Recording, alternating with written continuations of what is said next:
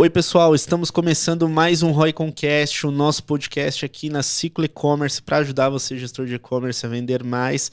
E hoje nós estamos aqui com o Thiago Pereira. Thiago aí, diretor de negócios da Negócios Digitais da Lojas Torra. Exato, é isso aí. Opa, e o que faz um diretor de negócios digitais, Thiago? Vamos começar por esse ponto? Eu costumo dizer que eu sou o irresponsável do departamento, né? Então, o que faz? Cara, a gente faz tudo, né? Obviamente, a gente vai comandar, a gente vai desenhar a estratégia alinhado com as diretrizes da empresa e com as ambições da empresa, né? A empresa é uma empresa gigante já, enfim, tem mais de 5 mil funcionários, né? Estamos com quase 80 lojas, cada loja tem uma metragem gigante, 2, 3 mil metros quadrados. Está espalhado aí em todo o Brasil, só não está no Centro-Oeste, mas de resto ela tem estado presente, está crescendo bastante, inaugurações de loja. E o digital, ele chega para uma rede como a Torra num momento muito delicado, né? Chega num momento onde as lojas se fecham com a pandemia. Então, até então, era um assunto importante, mas a empresa entendia que existiam outros assuntos que ela não estava conseguindo fazer bem e que ela queria investir nessa parte, né, em expansão física e ajustes na parte de produto, uma série de projetos, e acabaram deixando o e-commerce para o próximo ano. E aí, cada ano era o próximo ano. E até que chegou a pandemia e não teve mais o próximo ano. Entendo. Você participou da criação do canal digital, da operação? E desde o dia zero, diria. Poxa, assim. qual que é o desafio quando você entra numa operação, né, que já está acostumada a vender de um jeito? Aí a gente tem uma série de exemplos no mercado, né? Indústrias que estão tentando digitalizar, criar o canal direto, operações de varejo que sempre venderam via as lojas físicas e aí vai criar o teu e-commerce. Quando você chegou, qual que foi, assim, o primeiro ponto? O que você olhou, né? Qual foi o teu diagnóstico? Quais pontos que você precisou compilar para desenhar, né, da melhor forma essa estratégia? Porque vai muito além do canal, né? Aí você tá falando de equipe, processos, tecnologia, né? Como que é isso na prática para você? Acho que o primeiro ponto é o aculturamento. Né? Você chega numa empresa de loja física onde há 30 anos os donos vão fazendo a mesma coisa e vai dando certo. Existe uma certa mentalidade que, cara, é só a gente fazer um site, colocar o produto e esperar os pedidos chegarem e vender. Né? E isso é a maior mentira do mundo. A maior mentira do mundo, achar que você vai montar um site, colocar produto e o pedido vai começar a cair e você só vai faturar e expedir. A gente é engraçado. Então, mas ele é engraçado, mas ele é real. Então a gente precisa mostrar que não é isso. E é muito mais que isso, o buraco é muito mais baixo, porém ele é recompensador. Dependendo de como você fizer e você monta uma estratégia que não é uma estratégia digital apartada, e sim uma estratégia omnichannel, aí você começa a juntar os dois mundos e mostrar que o mundo offline pode ajudar o online e vice-versa. E aí a história começa a ficar bacana. Perfeito. Quando você vai para um pilar de implementação ali, ou tecnologia, que faz parte desse processo, né? Eu imagino que você tem ali uma demanda de avaliações também, né? Que ferramenta usar, que tecnologia usar, e vai discussão, e vai avaliação, planejar o orçamento também, que é importante, né? Quais critérios, né, são importantes nessa avaliação, na tua opinião também? Vamos separar um pouco, né? Porque criar um orçamento na base zero, sem histórico, é você pegar uma bola de cristal na sua frente e começar a tentar prever o futuro. Com uma série de parâmetros e variáveis da qual você não tem... Você pode ter uma certa experiência em outras operações, mas você não tem experiência naquela operação. E aquela operação, ela tem nuances que te determinam algumas coisas que você pode seguir e outras não. Então, não tem jeito. Orçamento na base zero é simulador. Você tem que criar simulações. E aí você vai simulando cenários e tenta, junto com a empresa, chegar num cenário que parece adequado. Só que no primeiro ano vai rodar um orçamento muito experimental, né? E você vai ter que criar histórico e entender que aquilo funcionou e aquele outro não funcionou. Perfeito. Sobre a questão eu chamo de add-ons, né? Que são tudo aqueles plugins que você vai plugando na operação no site, né? Então, você falou de avaliações e tem avaliações, sistema de busca dinâmica, recomendação, retargeting, mídia e você vai colocando as tags e vai colocando agora para traquear o site, um heatmap e por aí vai. tudo isso ele vai corroendo o seu orçamento. Então, você tem que pensar ainda mais no começo, né? O que é essencial. Porque se você for colocar tudo que é ideal, você vai fechar numa operação muito negativa. Sim, eu concordo com você. Eu sou muito a favor de você ir validando as hipóteses, né? Então, vou dar um exemplo do que eu vivencio também, né, Thiago? Eu vejo muito isso também na hora de planejar canais de geração de demanda para esse e-commerce. Porque pode variar. Você vende moda, tem uma forma de se fazer. Embora as mídias sejam muito parecidas, né? Temos aí Google, Facebook, uma série, né? Mas a forma de fazer é diferente. Você vende moda de um jeito, você vende medicamento de outro. E aí você tem que entender como que funciona. E aí eu percebo essa dificuldade, às vezes, de quem tá abrindo o canal mesmo, fundando, às vezes, de determinar o ideal. E eu sempre vou nessa linha. Por que a gente não pega referências, né? O que eu acho que é legal? Tem alguém já fazendo? Tem. Beleza? Vamos ver quais canais essa marca que compete com você está presente. Se ela está presente ali há mais de um ano, significa que ela validou aquilo, ela não vai investir no que não funciona. Acho que esse é um ponto legal. E testar o mínimo, né? O mínimo viável, né? Para chegar numa meta inicial. Eu acho que esse é um ponto que ajuda muito. Aí a gente pode ir além, né? Pegar a média do CPC para projetar, né, um volume de visitas para o e-commerce, calcular a taxa de conversão. Eu acho que são pontos que ajudam. E aí a gente estava falando um pouquinho antes do episódio de conversão, né? Queria entrar nesse ponto com você. Muito se fala de mídia, de tráfego, né? De investimento nessa ponta. Mas o que seria, de fato, a gente conseguir melhorar a nossa conversão, né? Quais são os pilares que você enxerga que são fundamentais para a gente conseguir movimentar esse ponteiro aí? Legal. A primeira coisa que a gente tem que entender é a fórmula da venda. A fórmula da venda é simplesmente a multiplicação do fluxo, que é visitas, ticket médio e conversão. Multiplica esses 3 indicadores e você tem a venda. Ao menos a venda captada, né? A movimentada. Perfeito. E aí você tem, depois disso, o seu antifraude, que vai cancelar um pouquinho dos pedidos. Você vai ter algumas formas de pagamento, boleto, etc., que as pessoas não pagam e vai cancelar também outros pedidos. E você tem a taxa de devolução de pessoas que compraram e devolveram o que você tem tirado dessa conta. Então, é basicamente ticket de conversão, ticket médio, venda captada. Venda captada menos cancelados, dá só faturamento. Basicamente essa é a fórmula. Desses indicadores, eu sempre falo que assim, a conversão, para mim, ele é um indicador forte. Por que indicador forte? Porque ele é um indicador que mede a saúde do negócio.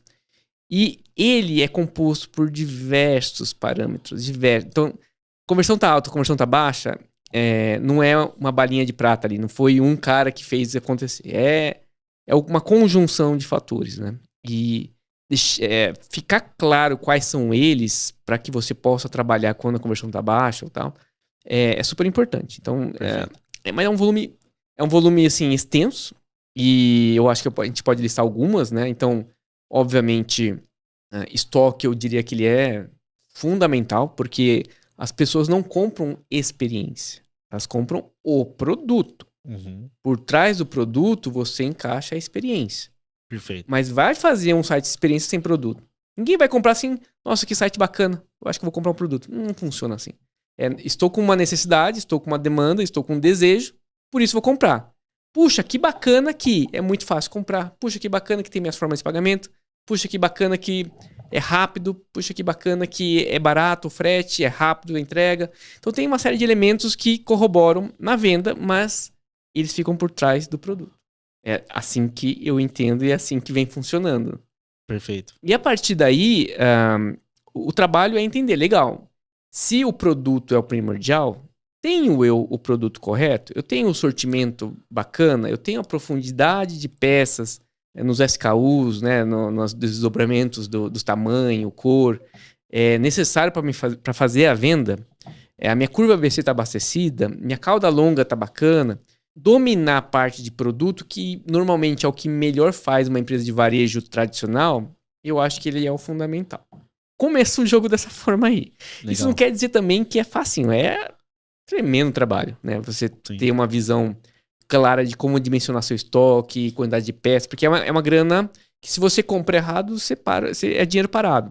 E produto de moda, para quem não conhece moda, ele é um produto perecível. Ele não é um produto que eu posso ter durabilidade, porque ele dura por coleção, basicamente. Tem algumas peças que não, mas boa parte dela é coleção. Então, quando sai do verão e vai pro inverno, você não pode se dar o luxo de esperar o próximo verão para vender aquilo. Sim, então você tem que ter uma sincronia ali, né, Thiago? Eu já vi ocasiões, né, igual você falou, de ter disponibilidade de produto. Campanha rodando, não tem disponibilidade de produto, só que aquilo permanece ali durante uma semana e meia, até abastecer novamente, já foi aquele investimento, né? Aí que eu acho que a tecnologia pode ajudar bastante, né? Alertas, né? Até mesmo hoje a gente usa muita ferramenta para conseguir medir essa ruptura. Então, poxa, tá rodando mídia, acabou para aquela categoria, para aquela campanha ou produto, já gera um alerta para a gente fazer o controle ou o gestor da operação ir atrás dessa questão do produto. Eu acho que isso ajuda, né? Mas entrando até na questão de moda, né? Você passou por algumas operações, né? Como que foi essa experiência voltada ao setor de moda, né? Conta um pouco pra gente aí. Cara, é uma história engraçada dizer como eu cheguei no setor de moda, porque até então eu trabalhava numa grande multinacional, posso falar o nome aqui? À vontade. Eu trabalhava na Johnson & Johnson em New Jersey, lá nos Estados Unidos. E era o momento que eu queria voltar pro Brasil. Eu tava sedento pra voltar pro Brasil. E eu sabia que era um sensível estar nos Estados Unidos e querer voltar pro Brasil pra uma outra empresa, a não ser que eu voltasse pra mesma empresa. Mas eu tive a sorte de ser contactado ainda lá para a posição, né, que seria a posição que eu iria atuar por alguns anos como gerente de e-commerce das lojas Marisa. Legal. E através dessa oportunidade eu consegui voltar para o Brasil e assumir a operação da Marisa, que era uma operação que eu peguei assim muito no começo, já existia uma pequena estrutura, o que obviamente me facilitou muito a vida para conseguir evoluir, né? Mas a gente tá falando aí de 2009. Você imagina, 2009, não tinha C&A, não tinha Renner, não tinha Riachuelo. Eu basicamente nadava sozinho.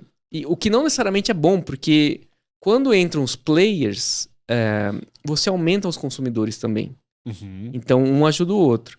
Mas naquele momento, era um momento assim que você não tinha um ecossistema muito bem estabelecido. Você não tinha um antifraude, né? Sistemas de antifraudes ali à disposição.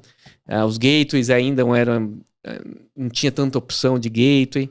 Então, plataformas, imagina, era um mercado ainda muito virgem de plataforma, né? E ali eu fiquei, assim, resumindo um pouco, eu fiquei quase 10 anos na Marisa. Então, saí de uma operação que era considerada pequenininha para uma operação que se tornou um monstro, né, dentro da companhia. E após essa oportunidade, eu ainda fui para a Corello, fiquei 2 anos na Corello também tocando a operação de e-commerce e assumindo outras responsabilidades. E até que veio a Torra, né, com esse desejo urgente de criar uma operação da qual eu conhecia muito bem, né, o segmento popular de moda era um segmento que eu tinha bastante conhecimento. Lembrando que a operação, isso o pessoal também se confunde, né? Operação de moda popular, operação de moda de classe alta é igual? Não é igual. Tem suas diferenças ali, né? Tem suas diferenças.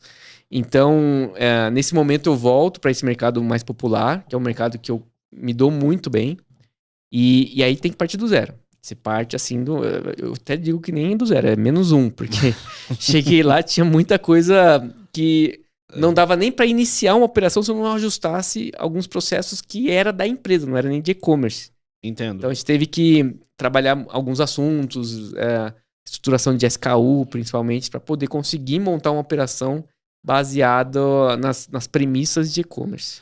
Legal. Qual que é essa diferença, né? A gente, embora, né, exista uma diferença de público, preço, né, o ticket médio muda, mas para você que acaba olhando, né, tanto operações de moda com um ticket maior ou outro menor, quais são os desafios, vantagens e desvantagens dos dois modelos, na tua visão? Eles são muito sutis, para falar a verdade. Mas é uma sutileza que muda o modus operandi da coisa. Enquanto você tem no mercado de moda um carrinho ou um pedido que é formado por uma peça e meia, no mercado de moda popular você tem um carrinho que é formado por 6, 7, 8, 9 peças. Uhum. Então, o que costuma acontecer? O custo de frete, por exemplo, comparado com o valor do pedido, ele percentualmente, no de moda de classe alta, ele vai ser bem pequeno. No de classe baixa, ele é muito representativo. Você Entendo. imagina um pedido de ticket médio de R$100, por exemplo, um frete de 15 é 15% do pedido.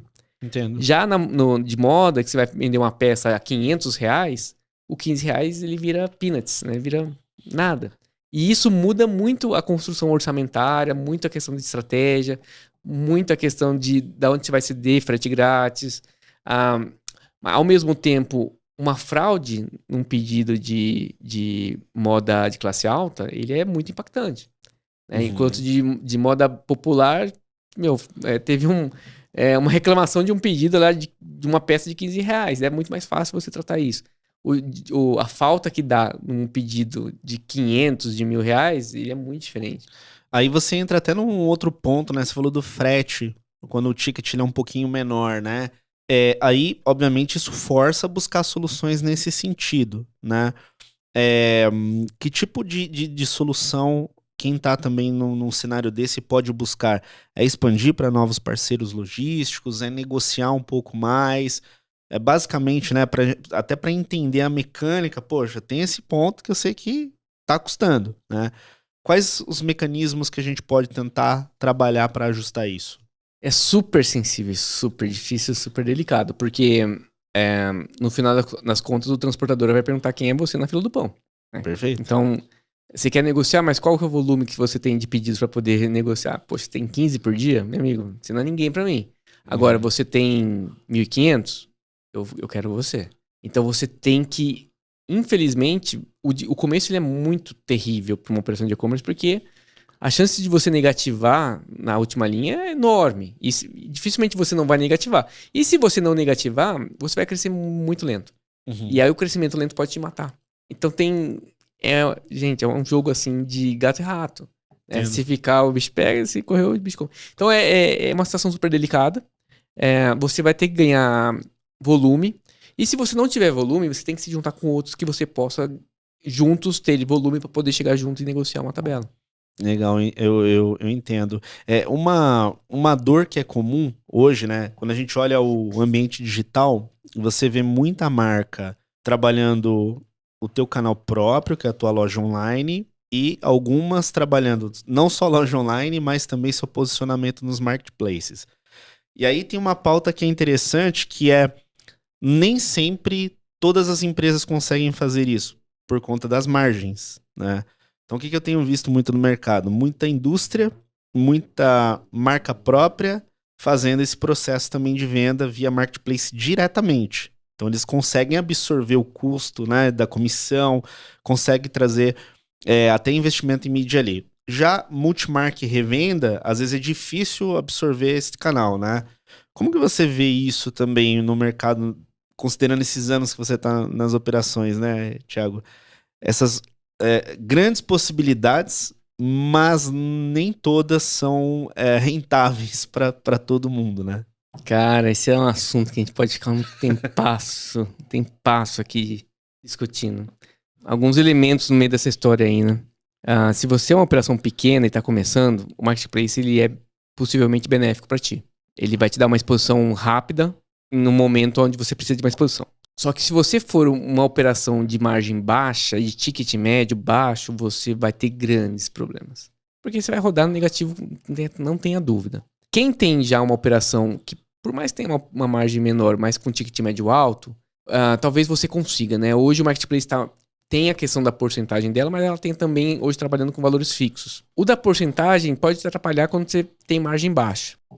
As taxas fixas vai te atrapalhar se você tem um valor de ticket médio baixo. Então, o que eu tenho visto aí, um pouco polêmico essa história, porque existe uma possibilidade de você se tornar dependente do marketplace. E você se tornar dependente do marketplace vai te trazer problemas no futuro. É uma situação assim que eu particularmente enxergo. Então, operações de grande porte que conseguem não depender de marketplace, elas podem usar o marketplace, o out principalmente, né? Você ser um seller para o marketplace. Pode utilizar de algumas estratégias para o começo, para poder se posicionar, alguma coisa assim.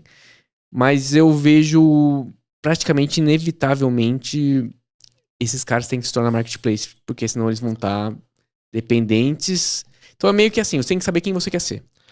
E essa é uma movimentação que já aconteceu com muita operação grande, né? Chega num patamar, ou se mantém e-commerce e abre espaço para sellers também fazerem parte, né? Marcas próprias principalmente.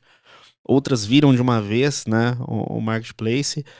E esse é um caminho, na sua visão, o comum para quem for muito grande, para quem tiver a intenção de ser muito grande? Cara, hoje, eu posso mudar de opinião amanhã, mas eu vou te falar que hoje eu acho exatamente isso.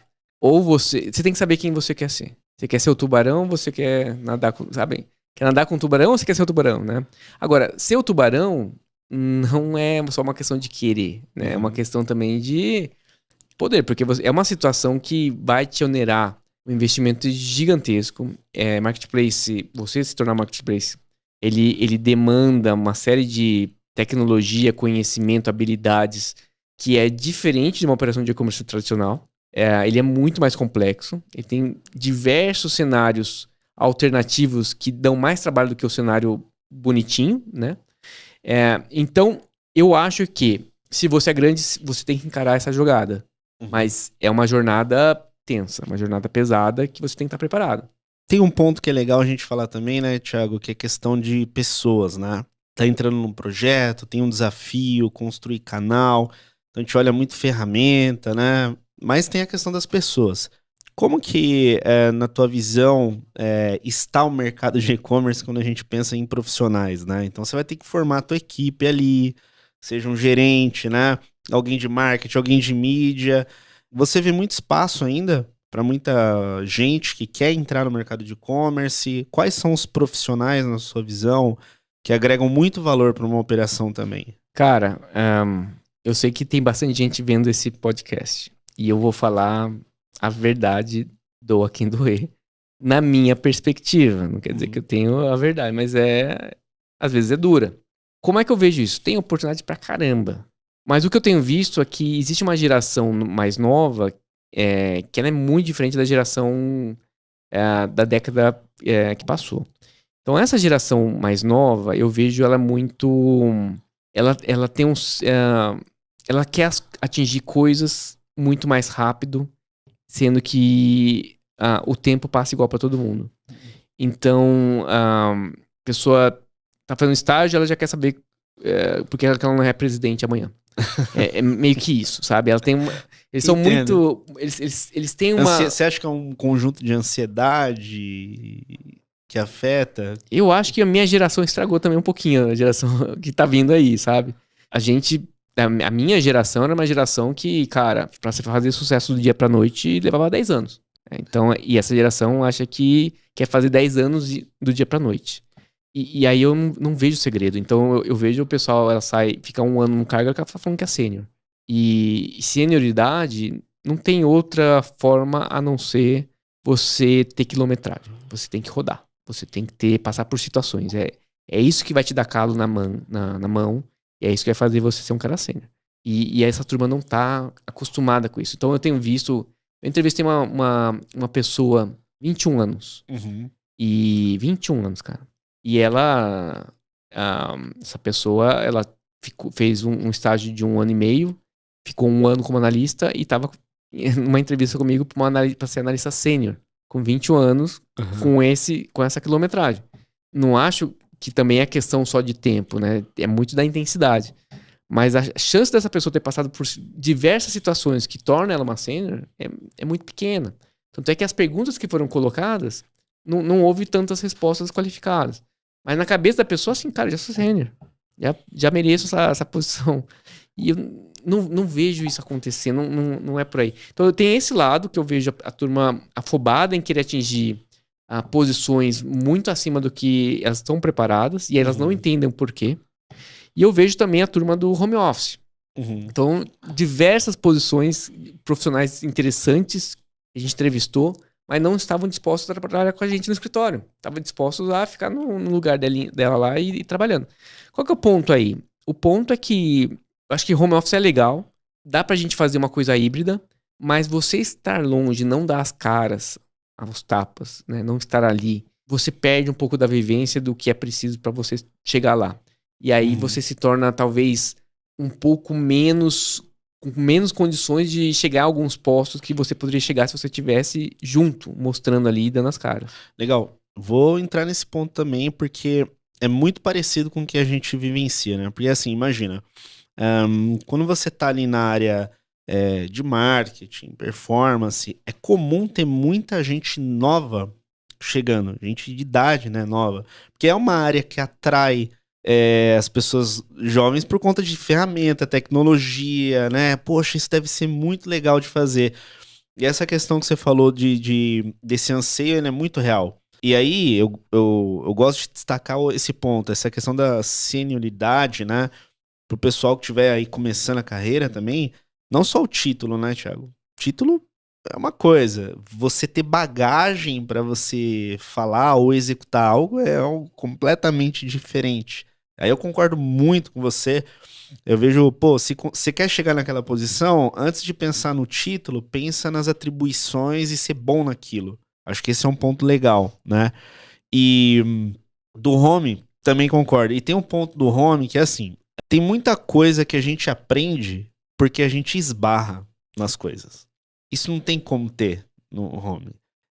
Sabe aquela experiência que o cara mais experiente do seu lado ocorreu com ele, simplesmente você só tava do lado e viu como ele resolveu e você aprendeu? Aí aquilo não tá no manual, não tá no livro, não tá no vídeo. Como é que você vai fazer isso isolado dentro do quarto? Isso eu concordo. E fora a questão que a gente sabe, né? Tirando o lado técnico, que é saber fazer tecnicamente alguma coisa, tem a questão da relação humana. Então tem muita coisa que acontece e que as pessoas podem chegar não só no resultado, mas ter uma oportunidade porque você estava naquele local.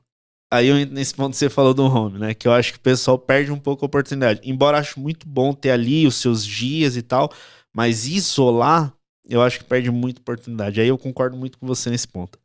Cara, até porque, assim, se você quer pleitear um cargo de gestão, seja de coordenador, de gerente, diretor, é muito difícil você conseguir pleitear isso sem ter passado por experiência de gestão de pessoas. E gestão de pessoas presencial é muito diferente de gestão de pessoas online.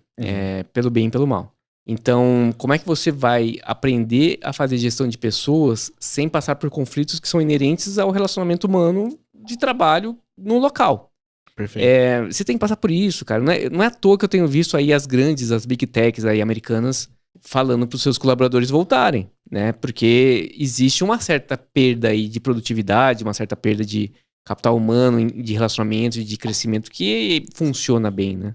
Legal. Você teve a experiência também como professor na CoinSchool, né? Aí a gente já tá saindo ali de uma operação de e-commerce indo para uma área mais de educação. Todo mundo que deu aula ou dá aula, que já passou aqui no podcast, fala que é uma experiência incrível. Assim, aprende-se mais, né? Interage, ao mesmo tempo ajuda, né, no desenvolvimento das pessoas. Essa experiência, como que ela foi pra você, ou é pra você, né? Quais são os pontos aí que você pode destacar pra gente?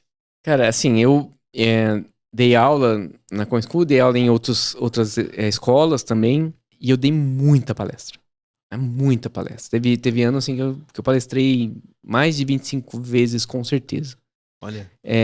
E são experiências um pouco diferentes, né? Na palestra é curto, né? Um tiro curto, e você tá falando e os outros estão ouvindo e sem muita interação.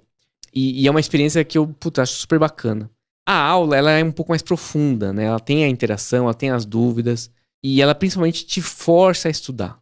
Ela te força a você entender profundamente, porque alguém vai te perguntar, mas por quê? Por que isso funciona? Qual é a correlação?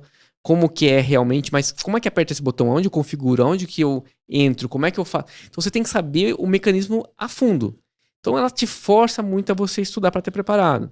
Esse é o lado que quem não está disposto a isso não vai funcionar. O outro ponto, para mim, é importante, na época era muito importante, porque eu estava numa operação de expansão, eu precisava de profissionais.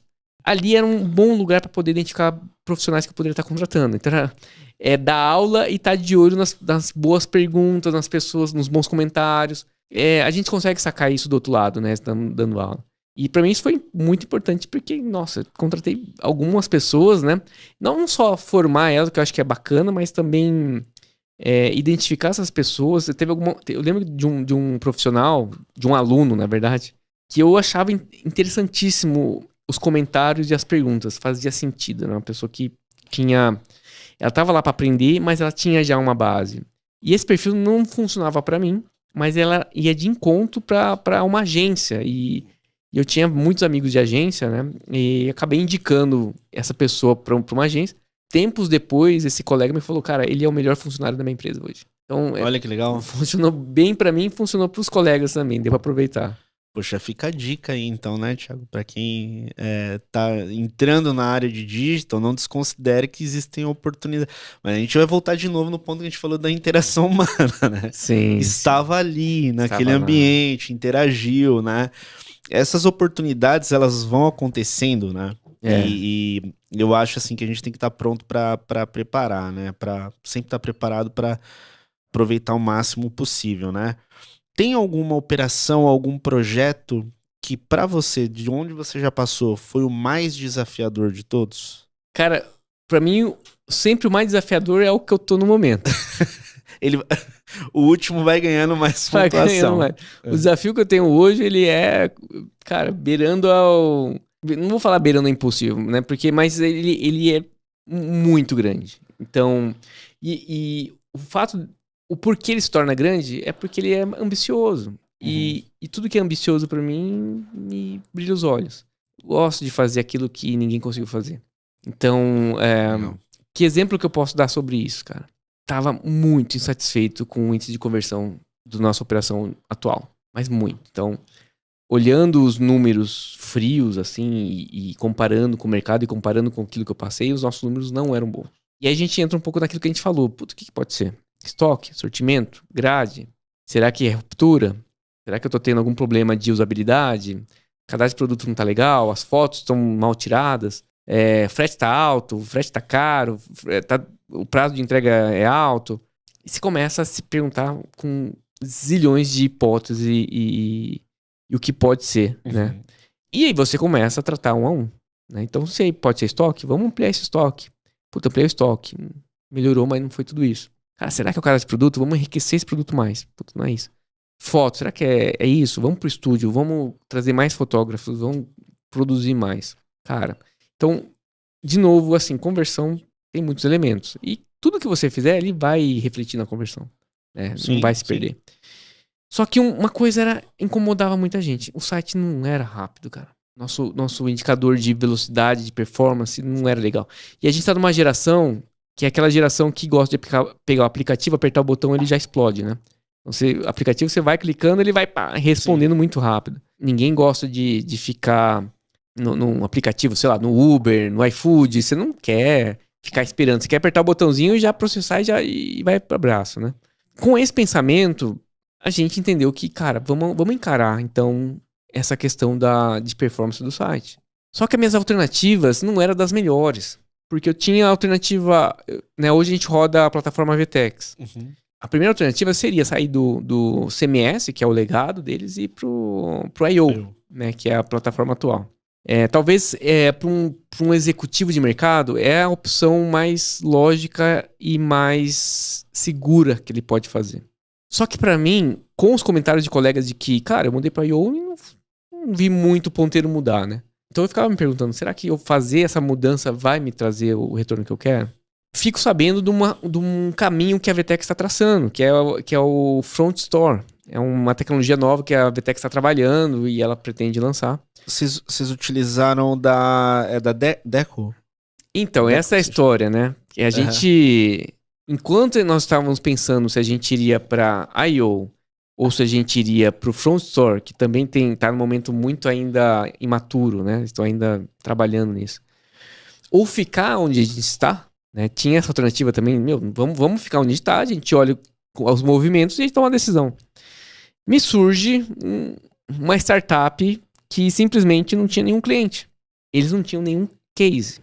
Eles só tinham uma teoria, alguns testes, né? Mas a gente ficou interessado. Cara, mostra aí, o que é isso, né? Então, o que eles mostraram, e e o racional que eles usaram fazia muito sentido. Só que, de novo, é aquela história. Com quem você já trabalhou? Quais são os seus clientes? Quem você já fez e deu certo? Puta, ninguém. Então, pra nós, era assim. É uma decisão difícil, porque, por um lado, você fala, isso faz sentido. Se eles conseguirem, eles vão explodir. Por outro, você precisava daquela prova social ali pra dar reduzir o risco, né? Exato. Decisão, né? Sou eu que vou ser Tem aquela história assim, que eu falo bastante, né? Existe o pioneiro e existe o piotário. Entendo. Quem você quer ser? Então, ser pioneiro, às vezes, dá mal. Né? Às vezes você vai ser o otário da história, né? Que vai validar e não deu certo. Então, era uma decisão de muito risco. De fato, o que foi proposto pra gente no início vamos fazer uma landing page com essa tecnologia. A landing page não ia resolver nosso caso. Não ia resolver meu problema. Eu tinha que tomar uma decisão. Vou pra cá, vou pra cá, vou pra cá. No fim é o seguinte, a gente decidiu ir com os caras. E aquilo, eu sempre falei, cara, é tipo Apollo 13. Isso pode ser o nosso maior fracasso. Mas ele pode ser o nosso maior golaço. E, de fato, a gente encarou e, cara, foi o nosso maior golaço. Então, sem dúvida nenhuma, a conversão explodiu. A gente tem dias que a conversão do mobile triplicou. E a gente tá falando de um as-is, né? A gente saiu de um site com o mesmo layout e só mudou a tecnologia de back. Então, o front, você não tem mudanças de layout, de usabilidade, de funcionalidade, nada. Você tem só mudança de tecnologia que te proveu uma velocidade tremenda de experiência para o consumidor que parece um aplicativo quase. Que legal. Então, posso dar uma exclusiva aqui, furo? Isso que eu ia até te falar. Se quiser recomendar o pessoal, pode recomendar. E se quiser até comentar o que seria essa tecnologia, resumidamente, o que eles fazem? É um plugin ou não? É um processo de desenvolvimento? Como que funcionaria? Resumindo, né? Até o Bruno comentou, é basicamente um case. Sim, a operação de vocês. Total. Resumindo, é o seguinte, você abandona todos os componentes da VTEX que de front. Então, quando você faz uma página que você usa os componentes da VTEX, você abandona.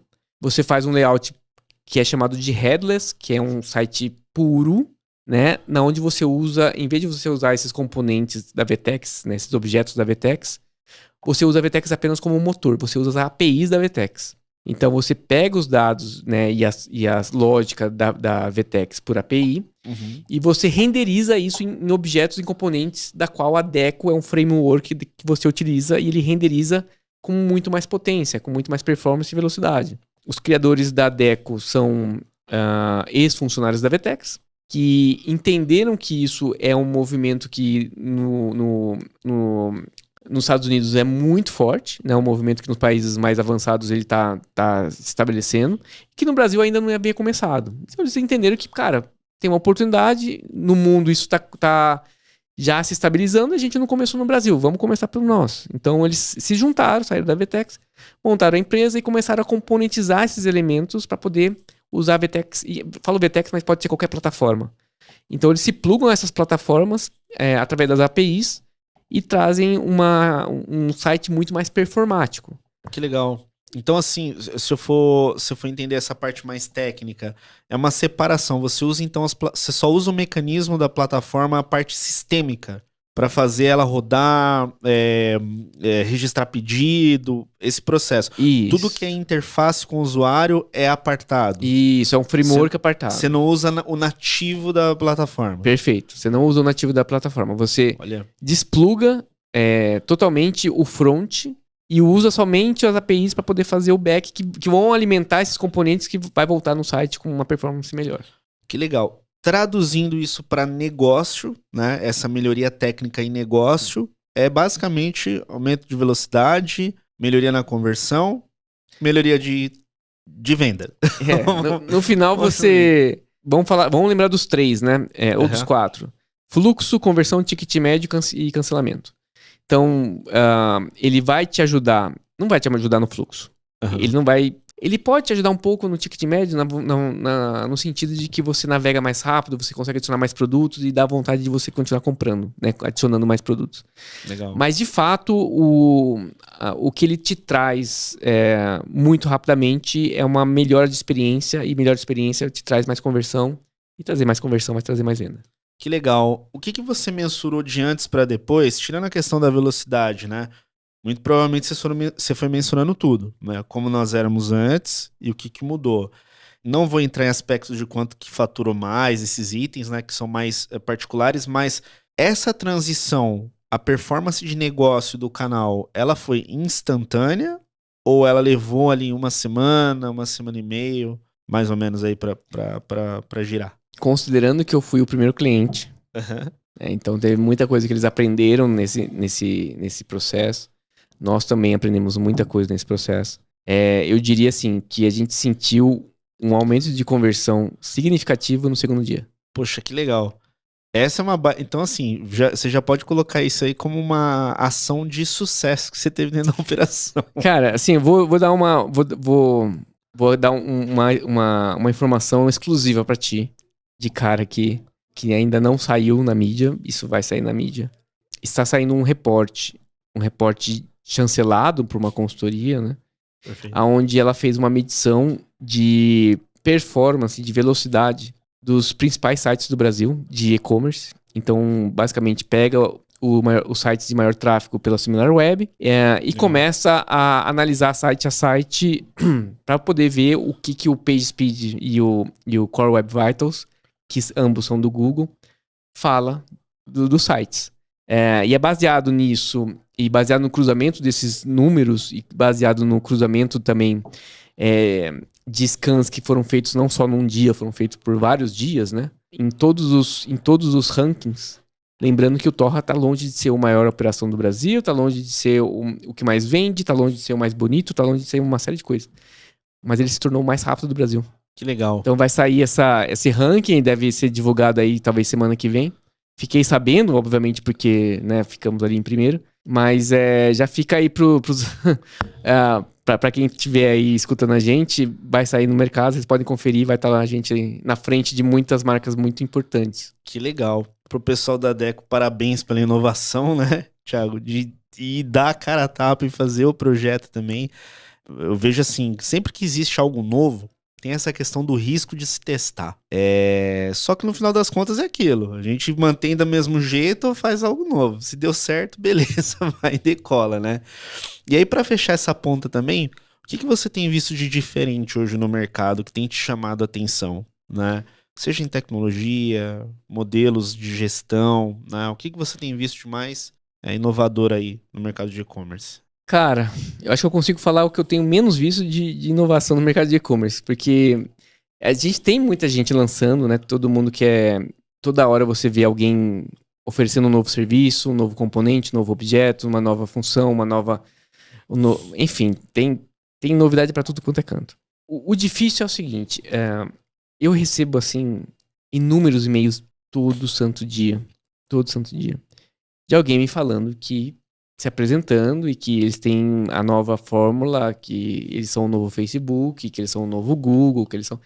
Então, existe um volume muito grande de pessoas querendo te contatar falando que ela tem uma coisa incrível, só que ela faz igual a todo mundo achando que ela tá fazendo diferente. Entendo. Então, ficou assim muito banal hoje em dia esses robôs aí que pegam via LinkedIn, né, os principais contatos e geram um e-mail automático falando: olá, variável, tudo bem? Eu sou o fulano de tal, da empresa tal. Você como cargo da pessoa. Você entende? Os templates, eu recebo templates de e-mail, né, dizendo que são elas e que tá na cara que é um robô, que eu não quero nem saber quem elas são. Ela pode ter um produto lindo, mas dessa forma você não vai chegar a mim. Então você tem essa turma, e eu recebo muito, tenho que ficar pagando, me leva um tempo a pagar esses e-mails. Tem a turma que já vai direto no WhatsApp e fala: oi, tudo bem? Você fala: quem é você? Eu nem pergunto quem é você, né? Porque a pessoa que te aciona no WhatsApp, que é um canal de uma certa forma, talvez não é a melhor forma de você se apresentar, porque eu acho um pouco invasivo. Uhum. E ela fala: oi, tudo bem? Esperando que você fala tudo, e você? Pra ela poder falar: então tudo bem, então eu sou de uma empresa. Cara, eu não vou responder, eu vou te bloquear. Você tem essa turma, e tem a outra turma que eu já acho que é mais bacana, que realmente ela entendeu uma dor, existe uma problemática, ela foi lá, resolveu o problema, e agora tá amadurecendo e querendo oferecer serviço para outros caras, e vai te abordar através de quê? De um cara que ela trabalhou e fez um projeto bacana, e essa pessoa vai te contatar e falar, fulano e tal quer te apresentar, posso te passar o contato? Acho isso mais agradável, né? Mas falando em si, em tecnologia e o que eu tenho visto, é muito difícil. A gente vê um pouco do mais do mesmo, com pequenas alternativas de mudança aqui e acolá. Mas, cara, a minha maior crítica, assim, pro mercado, pro segmento todo, é que as pessoas querem vender tudo da mesma forma. O que eu quero falar com isso? Eu não acredito que a gente deva vender arroz e feijão como a gente vende mas uma TV, um aparelho, sabe? Eu acho que você vender uma TV e um eletrodoméstico, você tem uma forma que é a forma como nasceu o e-commerce, basicamente. Você querer vender moda, tem algumas mudanças. Você tem que vender de uma outra forma. Vídeo, por exemplo, funciona muito bem em moda. Por mais que a gente ainda está começando a trabalhar com essa questão de vídeos, né? Ele tem muito mais valor no moda do que no eletrodoméstico. Já o alimentício, puxa, esse eu acho que é o pior, porque ele quer vender o alimento, que é um monte de itens por carrinho, como ele vende a geladeira. E eu vejo, cara, que a gente tinha que revolucionar a parte de front. A experiência devia ser muito diferente. Eu tenho que tentar me assimilar num e-commerce de alimentação, pensando como a pessoa está no supermercado. Como é que ela compra no supermercado? Como é que ela deveria comprar? E como é que eu posso fazer isso no canal? Legal. Você tocou num ponto que é a personalização. Eu acho que esse é um ponto que diferencia qualquer tipo de empresa, né? Seja produto, serviço, o que for. Personalizou, entendeu e se comunicou ali com aquele público. Já vi casos assim, igual você falou, poxa, a empresa do segmento de saúde tentando se inspirar no modelo de operação numa empresa de cosméticos, assim, ou moda. A gente tem que adequar o canal de acordo com o público, né? E como que vai ser a melhor experiência dele. Isso eu acho que algumas empresas no físico fazem super bem. Vai num shopping, por exemplo, você pega lojas que, cara, é uma baita experiência lá dentro também, né? Toda a parte de design, né? A organização. E trazer isso pro digital é super válido. Eu vejo que tudo que é personalizado você tem uma aderência maior, né? E usar tecnologia a favor, né, Thiago? Sim, sem dúvida. Eu coloco ainda mais profundo que só a personalização, porque será mesmo que tudo que a gente vê na internet deveria ser home, vitrine, detalhe de produto, carrinho e checkout? Será que para algumas categorias específicas não deveria ser um outro caminho? Não deveria ser, de repente, alimentos? Pô, o que você vai comprar hoje? Categoria de frios, categoria de não sei o quê. Quais são as marcas que você gosta de comprar? Tá? E isso facilitar, por exemplo, o caminho que eu tenho que percorrer para poder escolher o que eu quero levar de cada item. Então, eu tô falando de alimentos porque alimentos foi um segmento que eu dei uma estudada um tempo atrás, né? E tive essa sensação. Mas é aquele negócio, cara, moda é a mesma coisa. Então eu fico pensando, tá, eu falo, é bacana falar do outro, mas e agora falar do meu, né? Do meu também, cara. Como é que a gente pode... Como é que eu posso fazer pra poder oferecer menos moda masculina pra uma mulher? Se é que ela quer comprar moda feminina. Porque tem mulher que quer comprar masculina. Mas considerando a mulher que quer comprar feminino, ou uma mulher que não tem filhos, como é que eu ofereço menos infantil pra ela? Né? Como é que eu descubro quem é ela, o que efetivamente ela tá buscando, pra eu ter mais assertividade no que ofertar? Porque ficar ofertando tudo é complicado. Né? Então, como é que eu acerto mais na mosca? E mando uma bola de canhão menor, né? Talvez. Atingir menos gente. Perfeito. Thiago, queria te agradecer. Estamos chegando aqui no finalzinho do episódio. Pela tua participação, cara, você trazer tua visão com a gente aqui. A ideia do podcast é sempre, né, levar informação útil aí pro mercado e conhecer tua história, pegar o teu ponto de vista. Foi super, super produtivo aqui pra gente também. E eu queria que você deixasse o recado aí pro pessoal que estiver nos assistindo e também como que eles podem se conectar com você.